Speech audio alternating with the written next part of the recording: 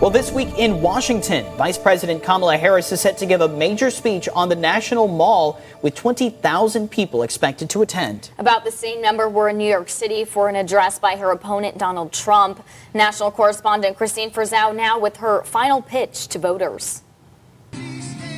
At New York City's Madison Square Garden, Donald Trump laying out his closing arguments. I will end inflation. I will stop the invasion of criminals coming into our country.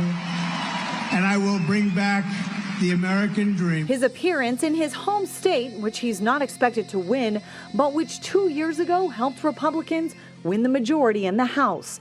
It follows weeks of rallies in battleground states, which 1 week out remain virtually tied, prompting Trump to spend 3 hours with podcaster Joe Rogan, and in rallies continuing to hammer home messages on top concerns for voters, like immigration and the economy. We will bring back our manufacturing jobs, our energy jobs, our coal jobs, our steel jobs. Vice presidential candidate J.D. Vance defending the former president, referring to some American citizens as the enemy within, which he said he'd want to use the military to help rein in. Within far-left lunatics. He's talking about people rioting and Schiff. He's talking about people rioting after the election. I think the Pelosi's were rioting after the election? He said Adam Schiff was rioting after the election? You're using two separate phrases. It's phrases like the enemy within Kamala Harris has focused part of her message on. Either you have the choice of a Donald Trump who will sit in the Oval Office, stewing, plotting revenge,